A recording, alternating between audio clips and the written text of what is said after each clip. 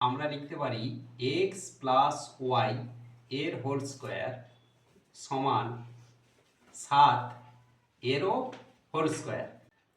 দেখো এখানে x square plus y square এর মান দেওয়া আছে 29, তাহলে এইটার পরিবর্তে আমরা 29 বসালাম, প্লাস এখানে 2xy আছে আমরা রেখে দিলাম, সমান ওপারে আছে 49, এটাও রেখে দিলাম, বা প্লাস 2xy সমান ডান দিকে আছে 49 থেকে গেল, সমানের বাঁ দিকে আছে প্লাস 29, এটাকে সমানের ডান দিকে নিয়ে গেলে হয়ে যাবে মাইনাস 29, বা 2xy সমান 49 থেকে 29 বিয়োগ করলে এখানে আমরা পাবো 20, বা xy সমান পাবো 20 এই দুইটা নিচে আসবে।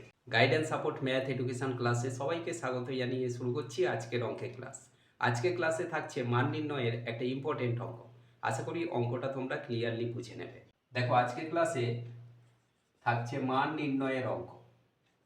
মান নির্ণয়, এই মান নির্ণয় করার জন্য আমাদের যে অঙ্কটা দেওয়া আছে তার মান দেওয়া আছে এক্স প্লাস ওয়াই সমান 7, আর দেওয়া আছে x square plus y square সমান 29। এই দুটো মান আমাদের দেওয়া আছে। তাহলে এক্স ওয়াই এর মান কত, এটা আমরা আজকের ক্লাস থেকে নির্ণয় করব। দেখো এই মান নির্ণয় করার জন্য আমাদের এক্স প্লাস ওয়াই সমান 7, এই যে মানটা দেওয়া আছে এক্স প্লাস ওয়াই সমান 7, এই মানটা ধরে আমরা মানটা নির্ণয় করব। বা আমরা লিখতে পারি এক্স প্লাস ওয়াই এর হোল স্কোয়ার সমান 7 এরও হোল স্কোয়ার। তার মানে আমরা এক্স প্লাস ওয়াই এর হোল স্কোয়ার দিলাম আর 7-এরও হোল স্কোয়ার দিলাম, উভয় পক্ষকে বর্গ করে দিলাম। এরপরে আমরা এক্স প্লাস ওয়াই এর হোল স্কোয়ার এর ফর্মুলা বসাবো, কি না a square plus 2ab plus b square.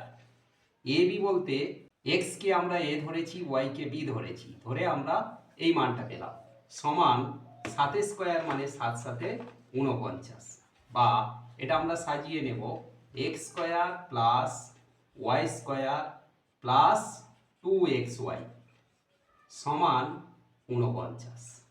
বা দেখো এখানে x square plus y square এর মান দেওয়া আছে 29, তাহলে এইটার পরিবর্তে আমরা 29 বসালাম, প্লাস এখানে 2xy আছে আমরা রেখে দিলাম, সমান ওপারে আছে 49, এটাও রেখে দিলাম, বা প্লাস 2xy সমান ডান দিকে আছে 49 থেকে গেল, সমানের বাঁ দিকে আছে প্লাস 29, এটাকে সমানের ডান দিকে নিয়ে গেলে হয়ে যাবে মাইনাস 29, বা 2xy সমান 49 থেকে 29 বিয়োগ করলে এখানে আমরা পাবো 20, বা xy সমান পাবো 20 এই দুইটা নিচে আসবে। এটা কাটাকাটি করলে xy এর মান পাবো 10। তাহলে আমাদের এখানে অঙ্কটাতে দেখতে পাচ্ছ xy এর মান নির্ণয় করতে বলা হয়েছিল, আমরা xy এর মান পেলাম কত 10। তাহলে আমরা অতএব দিয়ে লিখব নির্ণেয় xy এর মান 10। আশা করি আজকের ক্লাস থেকে মান নির্ণয়ের এই ইম্পর্টেন্ট অঙ্কটা তোমরা ক্লিয়ারলি বুঝতে পারলে। এমন সব অঙ্কের সহজ সরল ভিডিও পাওয়ার জন্য অবশ্যই গাইডেন্স সাপোর্ট চ্যানেলটিকে সাবস্ক্রাইব করে সঙ্গে থেকো। দেখা হচ্ছে পরবর্তী ক্লাসে পরবর্তী ভিডিওতে।